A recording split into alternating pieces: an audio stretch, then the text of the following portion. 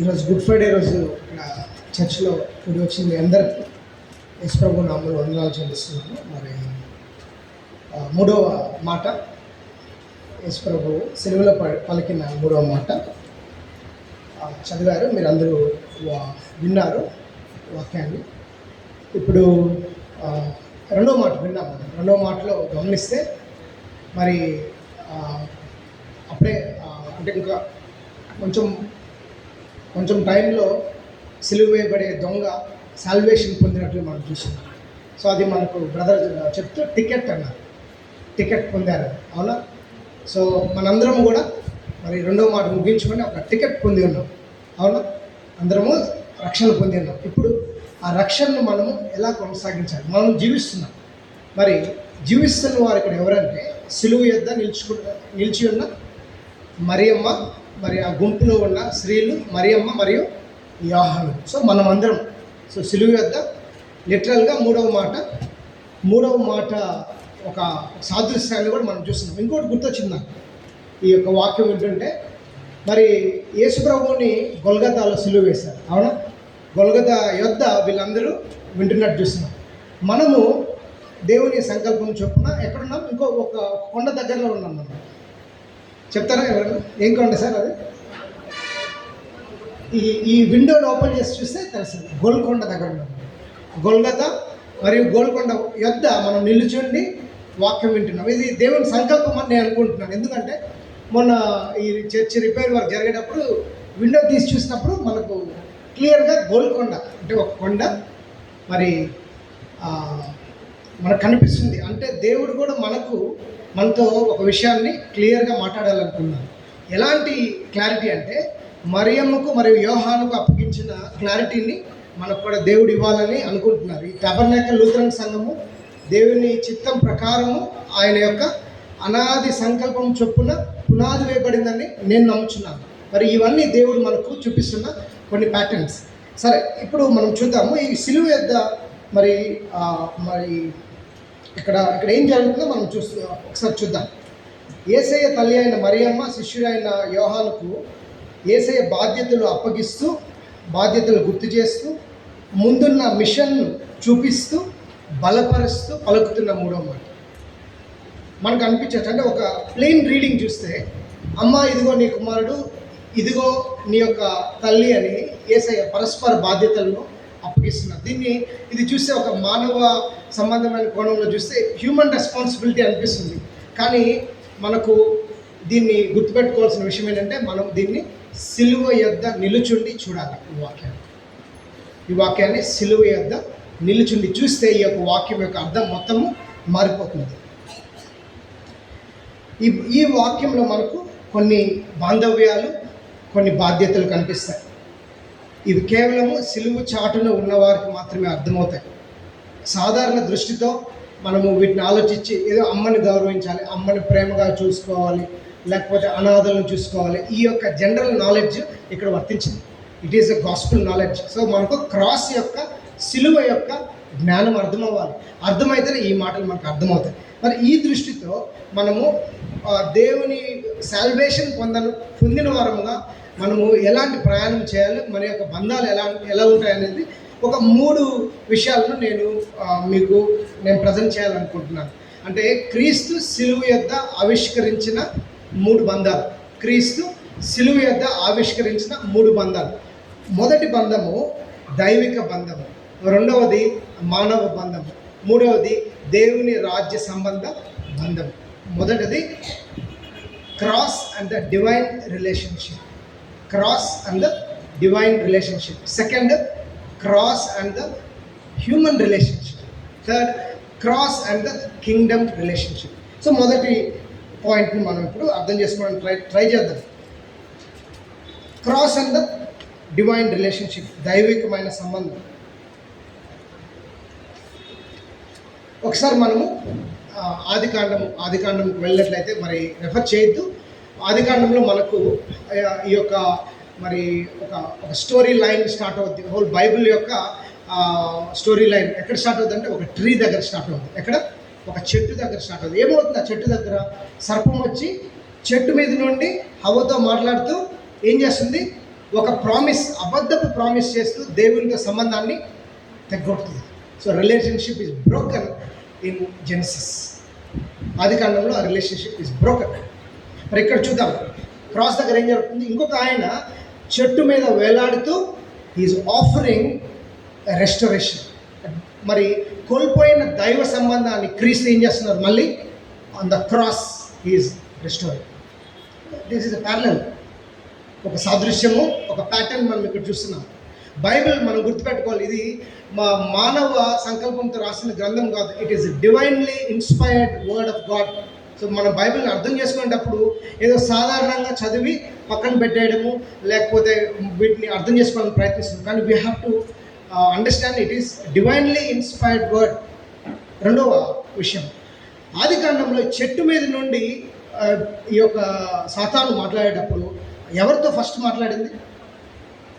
హవ్వ. ఎవరేమే? ఒక స్త్రీ. ఇక్కడ క్రీస్తు ఎవరితో మాట్లాడుతున్నారు? ఇక్కడ అమ్మ అంటే దొంగలతో మాట్లాడిన తర్వాత సిలువ నుండి సాల్వేషన్ను అమ్మ అంటే మళ్ళీ గాడ్స్ ప్లాన్లో ఇంకొక స్త్రీనే ఉంది. ఈ రెస్టరేషన్ని చేయాలంటే ఒక స్త్రీ ఉంది. మరి ఈ ప్యాటర్న్ కూడా మనం చూస్తున్నాం. దీని నుండి మనం ఏం అర్థం చేసుకోవచ్చు అంటే, దేవుడు మొట్టమొదటిగా సిలువ యొద్దకు మనం వస్తే మొట్టమొదటిగా దైవిక సంబంధాన్ని రెస్టోర్ చేస్తాడు.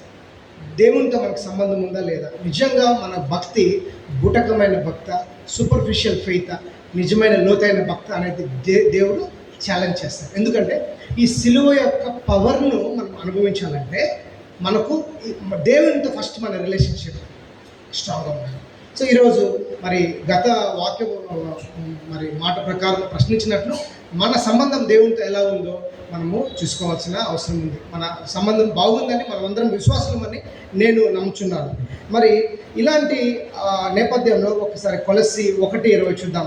దేవుడు సిలువ యొద్ద ఎలాంటి ఆయన రిలేషన్షిప్ని ఏ విధంగా తండ్రి అయిన దేవుడు రెస్టోర్ చేస్తున్నారు చూద్దాం. కొలస్సీ 1:20. సిలువ రక్తం చేత ఆయన ద్వారా సమస్తమును, అవి భూలోకమందున్నవైనను పరలోకమందున్నవైనను వాటన్నిటినీ ఆయన ద్వారా తనతో సమాధాన పరుచుకున్న వలనని తండ్రి అభిష్టం ఆయన. సో సిలువలో జరుగుతున్న కార్యం కేవలం క్రీస్తుకు మాత్రమే పరిమితం కాదు, ఇది తండ్రి యొక్క అభిష్టం కూడా. ఇక్కడ తండ్రి యొక్క చిత్తం కూడా ఉంది, ఆయన యొక్క మరి డిజైర్ కూడా ఉంది. మనం ఇది కేవలం క్రీస్తు యొక్క త్యాగంగా చూడాల్సిన అవసరం మాత్రమే లేదు. ఇది యొక్క తండ్రి, కుమారుడు, పరిశుద్ధాత్మ దేవుడు, ఈ యొక్క ట్రినిటీ మొత్తాన్ని మనము ఈ యొక్క క్రాస్లో మనం చూడాల్సిన అవసరం ఉంది. ఎందుకంటే త్వరలో దేవుడు పరస్పరము శిష్యునికు తల్లి అయిన మరియ ఒక బాధ్యతలు అప్పగించేటప్పుడు వాళ్ళ మధ్య బంధం ఏదైతే ఉందో అది పరిశుద్ధాత్మ దేవుడు. సో ఇక్కడ ఈ ముగ్గురు వ్యక్తుల పర్సనల్ యొక్క మరి కలయిక, ఈ ట్రినిటీని మనము ఇంటర్ప్లేని ఇక్కడ మనము చూస్తున్నాం. ఇది మొదటి point, the cross and the divine relationship. Okay, ఎప్పుడైతే దేవునితో మన సంబంధం బాగుంటుందో సిలువ చాటున, మనము రెండవ సంబంధం మనము మానవ సంబంధం గురించి చూద్దాం. The cross and the human relationship. మరి యేసయ్య గురించి ఇక్కడ యేసయ్యని ఒక మానవుడిగా చూద్దాం ఒక కొన్ని నిమిషాలు. ఆ మానవునిగా చూస్తే ఆయన పెద్ద కుమారుడు, అవునా, కన్య అయిన మరియమ్మ కడుపును పుట్టిన మొదటి కుమారుడు. ఇక్కడ చూస్తే మనం యోసేపు యొక్క ప్రస్తావన ఎక్కడా లేదు. జోసెఫ్ అంటే probably he would have died, ఆయన చనిపోయి ఉంటాడు. మరి ఆయన ప్రస్తావన ఎక్కడా లేదు. సో పెద్ద కుమారునిగా ఆయన యొక్క బాధ్యతలు ఆయన నిర్వహిస్తున్నారు. మరి యేసయ్య గురించి అంటే ఒక పెద్ద కుమారుడు కష్టాల్లో ఉన్నప్పటికీ, చనిపోతున్నప్పటికీ, కష్టాల్లో ఉన్నప్పటికీ ఆయన బాధ్యతలు, లేకపోతే ఒక మనిషి, ఒక మానవుడు ఆయనకి బాధ ఉన్నప్పటికీ ఆయన బాధ్యతలను ఎలా నెరవేర్చారో మనం చూస్తున్నాం. సో ఒకసారి మనందరికి కష్టాలు ఉంటాయి, అవునా, అందరికీ రకరకాలైన కష్టాలు మనందరం అనుభవిస్తుంటాం. కానీ ఈ కష్టాల్లో మన యొక్క రెస్పాన్సిబిలిటీస్ని మనం ఎలా డెలివర్ చేయాలో కూడా మనము ఇక్కడ నుంచి చూస్తున్నాం. యేసయ్య సిలువ నుండి ఆయన ఒక హోప్తో ఆయన రెస్పాన్సిబిలిటీని ఆయన ఇక్కడ ట్యాకిల్ చేసినట్లు చూస్తున్నాం మనం. యేసయ్య అంటే సినిసిజం కాదు. సినిసిజం అంటే ఇంకా అంతా అయిపోయింది, నేను చనిపోతున్నాను, ఇంకా నా జీవితానికి అర్థం లేదు, నా జీవితం అయిపోయింది, సర్వనాశనం, ఈ డైలాగ్స్ వింటుంటాం కదా మనం. ఈ యొక్క దృష్టితో యేసయ్య చూడట్లేదు. Is looking at the lens of the cross of the gospel. అంటే కొన్ని రోజుల్లో ఆయన పునరుత్థాన దేవుడిగా లేబోతున్నారు. ఆ దృష్టితో ఆయన హ్యూమన్ రెస్పాన్సిబిలిటీస్ని చూస్తున్నారు. సో మనం ఈరోజు చాలా కష్టాల్లో ఉంటుంటాం. మరి మనందరం హ్యూమన్ బీయింగ్స్ చాలా కష్టం మనకు చాలా కాన్ఫ్లిక్ట్స్ వస్తుంటాయి ఫ్యామిలీలో, సిబ్లింగ్స్కి, అలాగే ఆఫీస్లో, చర్చ్లో, మరి రకరకాలుగా మనకు కాన్ఫ్లిక్ట్స్ వస్తుంటాయి. ఈ కాన్ఫ్లిక్ట్స్ని మనము మన హ్యూమన్ మైండ్తో మనం డీల్ చేయాలి. దేవుడు ఏం నేర్పిస్తున్నారంటే మనకు ఒక రెజరెక్షన్ వ్యూ ఉండాలి, మనకు హోప్ ఉండాలి. అంటే ఈ బంధాలు బాగుపడతాయనే ఉద్దేశంతో మన బంధాలని ట్యాకిల్ చేయాలి. సో మన gospel view is a view of hope, not no cynicism. అలాగే మళ్ళీ మనం మరియమ్మ గురించి చూద్దాం. మరియమ్మ మరి పుణ్యశ్రీ అని మనము వింటుంటాం. మరి మన క్యాథలిక్ సహోదరులు కూడా ఆమెను దైవంతో సమానంగా కొలుస్తుంటారు. కానీ మరియమ్మ నిజంగా చాలా గొప్ప స్త్రీ నిజంగా చెప్పాలంటే. ఎందుకంటే ఆమె విశ్వాస జీవితం వలన పరిశుద్ధాత్మ మరి వలన గర్భం ధరించింది. దేవుడు ఆమెను యోగ్యురాలుగా ఎంచాడు. మరి ఆమె యేసయ్యను చాలా మంచిగా పెంచింది. ఆయన 30 సంవత్సరాలు ఆమె కేర్లో పెరిగారు. మనం గుర్తుపెట్టుకోవాలి, దేవుడు యేసయ్య దేవుని దయందు మరియు మనుషుల దయందు. అంటే ఏంటంటే హ్యూమన్ విజ్డమ్ కూడా యేసయ్యకి స్లోగా నేర్చుకున్నారు. ఆయన బేబీ నుండి స్లోగా నేర్చుకోవడం జరిగింది. సో తల్లి యొక్క పాత్రను ఇక్కడ మనం చూస్తున్నాం. చాలామంది తల్లులు ఉన్నారు, చాలామంది తల్లులు కాబోతున్నారు. మరి అంటే కాబోతున్నారంటే మ్యారేజ్ చేసుకోబోతున్నారు, యంగ్స్టర్స్ ఉన్నారు. మరి అందరం గుర్తుపెట్టుకోవాల్సిన మరి ఒక విషయం ఏంటంటే మన కిందకు God gives children under our care పేరెంట్స్గా. సో ఎలా వాళ్ళని మనం పెంచుతున్నాము అనేది కూడా మనము మరి ఇక్కడ మనం మరియమ్మ దగ్గర నుండి మనం నేర్చుకోవాల్సిన అవసరం ఉంది. అలాగే ఇక్కడ యోహాను గురించి చూద్దాం, 2 మాటలు చూద్దాం యోహాను గురించి. మరి ఎంతోమంది శిష్యులు ఉన్నారు యేసయ్యకు, కానీ యోహాన్ మాత్రం ఒక్కడే అక్కడ ఉన్నాడు. ఎందుకని ఉంటాడు యోహాన్ ఒక్కడే అక్కడ? మిగతా వాళ్ళు ఎక్కడున్నారు? మిగతా శిష్యులు ఎక్కడున్నారో మనకు రాయబడలేదు. యోహాన్ మాత్రమే సిలువ దగ్గర ఉండడం మనం చూస్తున్నాం. యోహాన్లో మనం ఒక తెగువను చూస్తున్నాం, ఒక ధైర్యాన్ని చూస్తున్నాం. లోపల భయం ఉండొచ్చు, కానీ ఒక ధైర్యము, ఒక నిరీక్షణ ఉంది యోహాన్కి. అందుకనే యోహాను యొక్క జీవితం ఎంతగా తెలుసుంటే యేసయ్యకు ఆయన సొంత తల్లిని ఆయనకు అప్పగిస్తారు. యోహాను యొక్క శిష్యరికము ఎంత గొప్పదైతే యేసయ్య దగ్గర యేసయ్య సొంత తల్లిను ఆయన కేర్కి అప్పగిస్తారు మనం చూస్తాం. ఒక చరిత్రకారుడు రాశారు, ఇంకొక 11 సంవత్సరాలు మరియమ్మ యోహాను వాళ్ళ గృహంలో ఉండి 11 సంవత్సరాల తర్వాత ఆమె చనిపోయినట్లు, అక్కడ యెరూషలేములోనే ఆమె చనిపోయినట్లు ఒక చరిత్రకారుడు రాస్తారు. మరియు ఆ విధంగా యోహాను మరి ఇప్పుడు యేసయ్య తల్లి అయిన మరియమ్మను మరి చూస్తున్నట్లుగా మనం చూస్తున్నాం. ఈరోజు మనకు మానవ విలువలు, మానవ సంబంధాలు ఎలా ఉన్నాయో మనం చూద్దాం. ఇక్కడ యేసయ్య చనిపోతున్నప్పటికీ ఆయన యొక్క తల్లి యొక్క బాధ్యతను తీసుకున్నాడు. మరి శిష్యుడి యొక్క బాధ్యతను కూడా తల్లికి అప్పగించినట్లు మనం చూస్తున్నాం. మరి ఈరోజు మానవ విలువలు ఎలా ఉన్నాయి? మనం ఎలా చూస్తున్నాం? ఈరోజు మనుషులకు నిజంగా ఒక విలువ ఉందా? మనుషులకి ఈరోజు విలువ లేదు, అవునా? ఒక కొటేషన్ మనం చూస్తాం, మనుషులను మనుషులుగా చూస్తున్న కాలంలో మనం ఉన్నాం, అవునా? మనుషులకు వాల్యూ లేదు, కానీ వస్తువులకు వాల్యూ ఉంది, అవునా? ఒక మనిషిని చూసి మనం ఎస్టిమేషన్ వేస్తాం, వీడితో నాకు ఎంతవరకు పని జరుగుతున్నారు. అలాంటి ఒక కరప్టెడ్ మైండ్స్తో మరి లోకం ఉన్నట్లు చూస్తున్నాం. కానీ క్రీస్తు బిడ్డలుగా మనందరినీ ఛాలెంజింగ్ అస్ టుడే. క్రాస్ యొక్క మెసేజ్ ఈరోజు ఏంటంటే మనం మనుషులకు వాల్యూ ఇవ్వాలి. మనుషులకు వాడు ఎవడైనా సరే వాడికి విలువ ఇవ్వాలి. ప్రతి ఒక్కడు దేవుని స్వరూపం చేసుకున్నాడు. లోక విలువలు కరెక్ట్ అయ్యాయి. నీకున్న బంగారాన్ని బట్టి, డబ్బును బట్టి, ఆస్తిని, అంతస్తుని బట్టి, అందాన్ని బట్టి విలువిస్తుంది లోకము. దేవుడు నిన్ను నీవుగా ఎంచుకుంటాడు. మనందరికీ ఛాలెంజ్ ఏంటంటే దేవుడు మనుషులను మనం ఎలా విలువిస్తున్నాం అనేది ఈరోజు మనము ఈ యొక్క వాక్య ధ్యానంలో మనము గుర్తుపెట్టుకోవాల్సిన అవసరం ఉంది, ఆలోచించాల్సిన అవసరం ఉంది. మరియు చివరిగా the cross and the Kingdom relationship. So దేవునితో సంబంధం ఏర్పడింది, మనుషులతో సంబంధాన్ని యేసయ్య పునరుద్ధరించాడు. మరియు ఇక్కడ ఇంకొక న్యూ రిలేషన్షిప్ ఒకటి స్టార్ట్ అవుతుంది, ఒక కొత్త బంధము ఆవిష్కారం అవుతుంది. ఏంటది? ఏం జరుగుతుంది? యోహాను మరియమ్మ మధ్య ఏం జరుగుతుంది? యోహాను మరియమ్మ యేసయ్య మధ్య ఒక న్యూ రిలేషన్షిప్ స్టార్ట్ అవుతుంది. ఏంటది చెప్పండి గట్టిగా. Adoption, correct. కానీ ఆ relationship, what is this new relationship అంటే ద చర్చ్, సంఘము ఆవిర్భావాన్ని మనం చూస్తున్నాం. సంఘం ఆవిర్భావం అవుతుంది ఎక్కడ? సిలువ యొద్ద సంఘ ఆవిర్భావం. ఫ్యూచర్ చర్చ్ ఇలా ఉంటుంది. ఫ్యూచర్ చర్చ్ ఎలా ఉంటుందని ఏసే చెప్తున్నారు. It is not defined by blood relations, రక్త సంబంధాలను బట్టి, సొంత కులాన్ని బట్టి, సొంత జాతిని బట్టి డిఫైన్ అవ్వదు. It is defined by faith. ఏసైలో విశ్వాసం. అక్కడ ఏసై మరియమ్మను శిష్యురాలుగా చూస్తున్నారు. అంటే ఈ విధంగా మాట్లాడేటప్పుడు శిష్యురానికి ఒక బాధ్యత అప్పగిస్తున్నారు. ఏం బాధ్యత అప్పగిస్తున్నారు? మిషన్ వర్క్ని వాళ్ళకి అప్పగిస్తున్నారు. Machine work. సో ఒక రక్త సంబంధాలకు అతీతంగా ఏసయ్య ఒక నూతన బంధాన్ని ఆవిష్కారం చేస్తున్నారు. మరియు ఆ బంధం ఏంటంటే చర్చ్. ఈరోజు మనం అందరం కలిసి ఉన్నాం. మనమందరము ఏసయ్య యొక్క రక్తం ద్వారా, ఆయన విశ్వాసం ద్వారా ఒకటిగా ఉన్నాం. ఈ బంధాన్ని మనకు ఏసయ్య ఆ రోజు ఆవిష్కారం చేసినట్లుగా మనం చూస్తున్నాం. మరి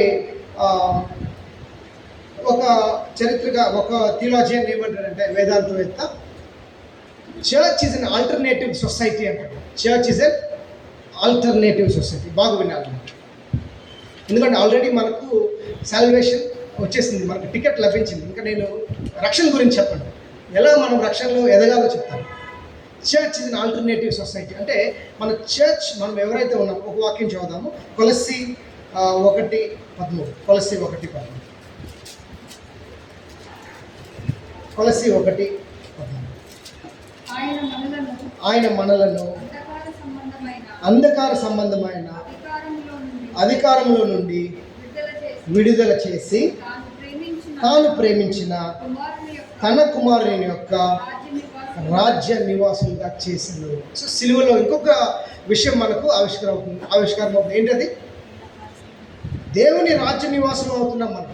ఇక్కడ చూడండి, దేవుని రాజ్యము రోమా సామ్రాజ్యం, అవునా?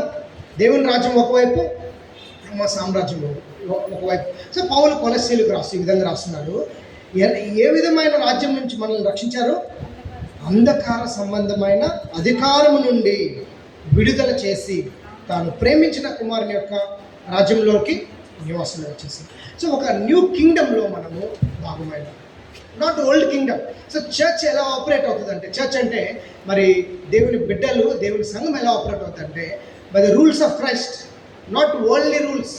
రోమా సామ్రాజ్యపు రూల్స్. ఇక్కడ రోమా సామ్రాజ్యం ఎలా విస్తరించింది అంటే ఒక వర్డ్ యూజ్ చేస్తారంట, లిబిడో డామినాండి అనే వర్డ్ యూజ్ చేస్తారు. అంటే లస్ట్ ఫర్ డామినెన్స్.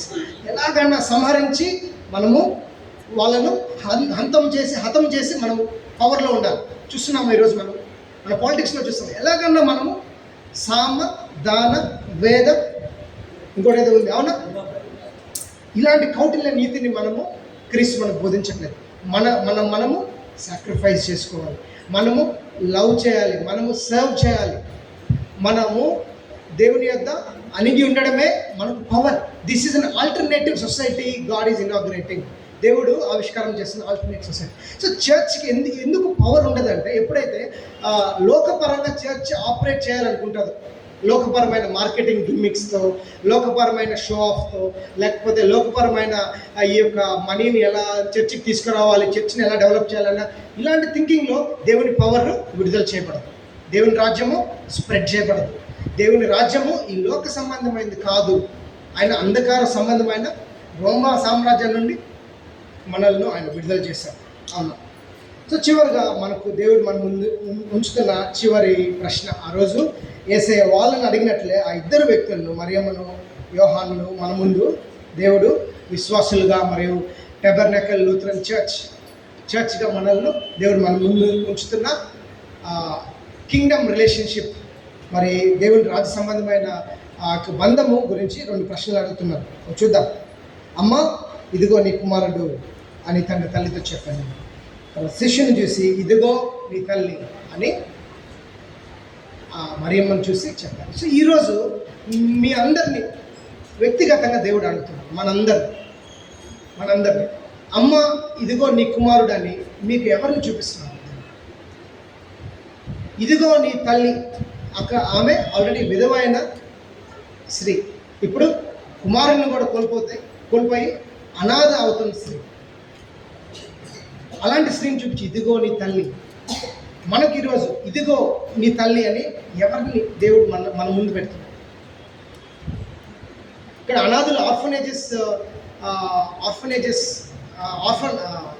అనాథ శరణాలయాలకు వెళ్ళి మనము వాళ్ళని చూసుకోవాలని అర్థం కాదు. మన ముందున్న ఇలాంటి పరిస్థితి అంటే దిక్కులేని వారు లేకపోతే దిక్కులేని సమూహాలు పరిస్థితి మన ముందు ఏముంది, దేవుడు మనల్ని ఏ విధంగా పిలుస్తుంది. ఓకే, మనమందరము ఎవరము? We're all products of missionary work, అంటే మిషన్ వర్క్ మరి వలన వాటి ఫలితంగా ఫలాలు అనుభవిస్తున్న వ్యక్తులు మనం. అవునా? 3rd, 4th, 5th జనరేషన్ వాళ్ళు. అవునా? స్కూల్ స్టార్ట్ చేశారు, కాలేజ్, కమ్యూనిటీ, కొత్త సొసైటీలు ఎస్టాబ్లిష్ చేస్తారు. మనకు చదవడము, మాట్లాడటము, నడవడము, మన తల పైకెత్తుకోవడం నేర్పించారు. అంటే దేవుడు మిషనరీస్ చూపించారు, ఇదిగో ఈ ప్రజలు వాళ్ళు వచ్చారు మన దగ్గర. ఈరోజు మనల్ని సేమ్ ప్రశ్న అడుగుతున్నారు దేవుడు, ఇదిగో అని ఎవరిని దేవుడు మీకు చూపిస్తున్నారు? క్రైస్తవులుగా మనకు చూపిస్తుంది. వాళ్ళ ఫలం మనం పొందాము. ఒక ఆయన అంటాడు, we have a machinery debt, అంటే వాళ్ళ రుణం మన దగ్గర ఉంది. ఏం చేస్తున్నారు? వాక్యం 40 రోజులు విన్నాం, ఈ వాక్యాన్ని ఖర్చు చేయాలి కదా, ఎలా ఖర్చు చేస్తారు? సో ఇవి మన ముందున్న ప్రశ్నలు. అలాగే సంఘానికి కూడా దేవుడు టెబర్నాకిల్ లూథరన్ చర్చ్ ఒక మిషన్ని దేవుడు అప్పగించాడు. So what is our machine అని ఈ ప్రశ్న కూడా మనం ముందుంచాలని నేను అనుకుంటున్నాను.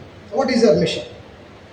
ఎవరిని మరి నీ తల్లి లేకపోతే ఎవరు నీ సంరక్షణలోకి రావాల్సిందిగా దేవుడు ఏ సమూహాన్ని మరి మనకు చూపిస్తున్నారో మనము ఆలోచించుకోవాల్సిన పరిస్థితి. సో చివరిగా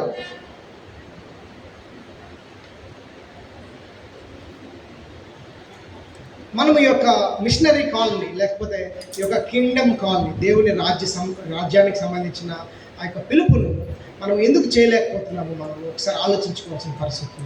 ఒకవేళ ఏమైనా భయాలు మనల్ని ఆపుతున్నాయి, ఏమైనా అపోహలు మనల్ని ఆపుతున్నాయి, నేను చేయలేను, నా వల్ల కాదు, ఈ సమాజంలో లేకపోతే ఇంతటి పరిస్థితుల్లో నా దగ్గర ఏం లేదు, నాకు శక్తి ఏం లేదు అనే అపోహలు ఏమైనా ఆపుతున్నాయా, భయాలు ఆపుతున్నాయా, లేకపోతే వేరేటువంటి ఆలోచనలు ఆపుతున్నాయా? మరి ఈరోజు దేవుడు మరి మనందరికి ఇస్తున్న పిలుపు ఏంటంటే, ఒక గోధుమ గింజ భూమిలో పడి చావుకున్నట్లయితే దాని యొక్క ఫలము మనము చూడలేము. సో మన యొక్క లైఫ్ ఫలభరితం అవ్వాలంటే మనము మన యొక్క అపోహల విషయంలో మనము చనిపోవాల్సిన అవసరం ఉంది, లేకపోతే మన యొక్క భయాలను మనం విడిచిపెట్టాల్సిన అవసరం ఉంది. ఈ విడిచిపెట్టినప్పుడు మాత్రమే మన యొక్క శిలువ శక్తిని మనము we will acquire power of the cross. So దేవుని యొక్క శక్తిని మనము అక్వైర్ చేసుకునే మరి ఆ యొక్క శక్తిని మనం అక్వైర్ చేసుకోవచ్చు. సో చివరిగా మనము గొల్గతా నుండి గోల్కొండ దగ్గర ఉన్నామని చెప్పాను నేను. అవును, గొల్గతా దగ్గర దేవుడు మరి మరియమ్మకు మరియు యోహానుకు చర్చికి సంబంధించిన బాధ్యతలు మనం అప్పగించాం. అపోస్తలుల కార్యాలలో 1వ అధ్యాయంలో మరియమ్మను చూస్తాం, మనం ఆ యొక్క అప్పర్ రూమ్లో చూస్తాం మరియమ్మను. అవునా? మిషన్లు మరియు మనము వాళ్ళకి అప్పగించినందుకు చూస్తాం. ఈరోజు గోల్కొండ దగ్గర ఒక కొండ దగ్గర దేవుని వాక్యం వింటూ మనం సిలువ చాటలు దేవుడు మనకు is giving us a call. What is a call? So ఈ పిలుపుని మనం పరీక్షించుకోవాల్సిన అవసరం ఉంది. ఆ పరీక్షించుకోవడానికి దేవుడు మనకు సహాయం చేయాలి. ఇది దేవుని శక్తితో మాత్రమే ఈ యొక్క పిలుపు ముందుకు వెళ్ళాలి. దేవుని యొక్క మెసేజ్ మాత్రమే మనం నమ్మేవాళ్ళం ఉంటుంది. దేవుని యొక్క మెథడ్స్ కూడా మనం అలవాటు చేసుకోవాలి. దేవుని యొక్క మెథడ్స్ అంటే ప్రాసెస్ కూడా దేవుని ప్రాసెస్ ఉండాలి. ఇక్కడ యేసు ప్రభు శాంతికర్త అని మనం వెళ్ళి వైలెన్స్ చేసి మనము మన జీవితాలను ముందుకు వెళ్ళాలి. We have to also follow peace. Process should be also peaceful. So దానికి గొప్ప సాక్ష్యం మనం సిలువ మీద ఉన్న యేసయ్య మాత్రమే. ఈ యొక్క వాక్యాన్ని దేవుడు ఆశీర్వదించి అందరికీ ఆశీర్వాదం చేయడం. ఆమేన్. అందరూ లేచి నిలబడదాం.